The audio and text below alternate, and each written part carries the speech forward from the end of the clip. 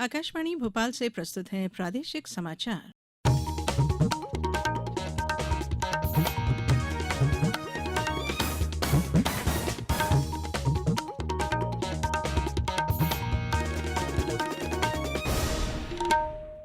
नमस्कार, समाचारों के साथ मैं धारणा सचदेव। प्रधानमंत्री नरेंद्र मोदी भोपाल के एक दिवसीय दौरे पर हैं। प्रधानमंत्री भोपाल के कुशाभाऊ ठाकरे अंतर्राष्ट्रीय सम्मेलन केंद्र में चल रहे तीनों सेनाओं के संयुक्त कमांडरों के सम्मेलन में भाग ले रहे हैं। सम्मेलन का विषय है रेडी, रिसर्जेंट और रेलिवेंट। तीनों सेनाओं के शीर्ष कमांडर और रक्षा मंत्रालय के शीर्ष अधिकारी भी सम्मेलन में भाग ले रहे हैं। प्रधानमंत्री दोपहर बाद 3:15 बजे भोपाल के रानी कमलापति रेलवे स्टेशन से दिल्ली के बीच नई वंदे भारत ट्रेन को भी हरी झंडी दिखाकर रवाना करेंगे। यह देश की 11वीं वंदे भारत रेल है। श्री मोदी मध्य प्रदेश के विभिन्न विद्यालयों से चुने हुए छात्रों से वंदे भारत रेल में मुलाकात करेंगे। प्रदेश में आज से नई आबकारी नीति लागू हो गई है। इसमें विशेष रूप से सभी शराब अहाते बंद करने की व्यवस्था है। मुख्यमंत्री शिवराज सिंह चौहान ने इसे मध्य प्रदेश के लिए ऐतिहासिक दिन बताते हुए कहा है कि आज से शराब की दुकानों से लगे शराब पीने के सारे अहाते बंद कर दिए गए हैं। उन्होंने कहा कि पहले शराब की दुकान से लेकर लोग अहाते में शराब पीते थे, नशे की हालत में अपने घर पहुंचते थे, अगर गाड़ी चलाते थे तो दुर्घटना का संकट भी रहता था। उन्होंने कहा कि कई बार लोग नशे के कारण ऐसी हरकत करते थे जिससे माँ, बहन और बेटी की सुरक्षा संकट में पड़ती थी। अहाते बंद कर देने से अब ऐसी हरकतें समाप्त होंगी। यह एक प्रकार से नशे पर नैतिक अंकुश है। ऊर्जा मंत्री प्रद्युम्न सिंह तोमर ने ग्वालियर में मुख्यमंत्री लाडली बहना योजना के ई-केवाईसी और फॉर्म भरने के लिए लगाए गए अतिरिक्त शिविरों का निरीक्षण किया। उन्होंने कहा कि योजना के शिविर 30 अप्रैल तक इसी प्रकार निरंतर संचालित होते रहेंगे। ऊर्जा मंत्री ने कहा कि चिंता न करें, सभी बहनों के ई-केवाईसी के साथ ही फॉर्म भी भरे जाएंगे।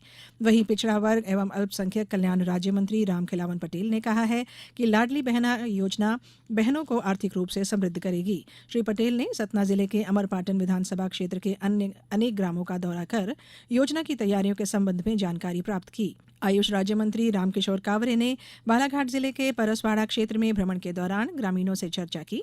इस दौरान श्री कावरे ने कहा है कि लाडली बहना योजना महिलाओं का सम्मान बढ़ाने में महत्वपूर्ण भूमिका निभाएगी। केंद्र सरकार ने डाकघर बचत योजनाओं के लिए इस साल अप्रैल से जून की तिमाही के लिए ब्याज दरों में बढ़ोतरी की है। वित्त मंत्रालय के आर्थिक मामलों के विभाग ने बताया है कि राष्ट्रीय बचत प्रमाण पत्र NSC पर सबसे अधिक ब्याज दर बढ़ाई गई है। यह 7% से बढ़कर 7.7% हो गई है। सुकन्या समृद्धि बचत योजना पर अब ब्याज दर 8% हो गई है। यह पहले 7.6% थी।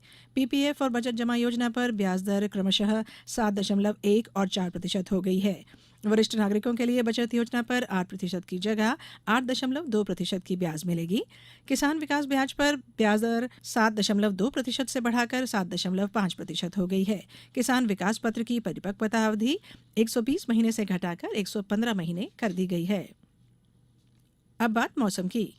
हिमालय में आए पश्चिमी विक्षोभ के प्रभाव से कल रात ग्वालियर चंबल संभाग में चुनिंदा स्थानों पर हुई हल्की बारिश के बाद मौसम विभाग ने अगले 24 घंटे के दौरान भी कहीं कहीं तेज हवाओं के साथ बारिश की संभावना जताई है। स्थानीय मौसम वैज्ञानिक C.K. उपाध्याय के अनुसार वर्तमान में एक पश्चिमी विक्षोभ हिमालय से गुजर रहा है। इसके प्रभाव से पश्चिमी राजस्थान में एक चक्रवात भी बना हुआ है। इन मौसम प्रणालियों के प्रभाव से ग्वालियर चंबल संभाग में कुछ स्थानों पर तेज हवाओं के साथ हल्की बारिश तो कुछ स्थानों पर बूंदाबांदी हुई। शहडोल से हमारे संवाददाता ने बताया है कि जिले में तेज आंधी बारिश के साथ हुई ओलावृष्टि से 2 दर्जन गांवों में फसलों को भारी नुकसान हुआ है। वहीं शहर में कई जगह पेड़ गिर गए जिससे विद्युत सप्लाई बाधित हुई। कल हिमालय में एक और नया पश्चिमी विक्षोभ आने की संभावना जताई जा रही है।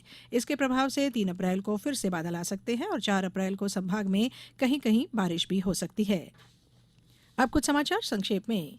शहडोल जिला चिकित्सालय में प्रधानमंत्री Ayushman Bharat health infrastructure mission योजना के तहत 25 लाख रुपए की लागत से इंटीग्रेटेड पब्लिक हेल्थ लैब की स्थापना की जाएगी। और राष्ट्रीय स्वयंसेवक संघ के संघ संचालक मोहन भागवत 2 दिवसीय प्रवास पर आज सुबह सतना पहुंचे। वे यहां वीरांगना दुर्गावती की 500वीं जयंती पर उनके जीवन पर आधारित प्रदर्शनी एवं मिलेट्स की एग्जीबिशन का अवलोकन करेंगे। इस बुलेटिन में फिलहाल इतना ही। दीजिए इजाजत। नमस्कार।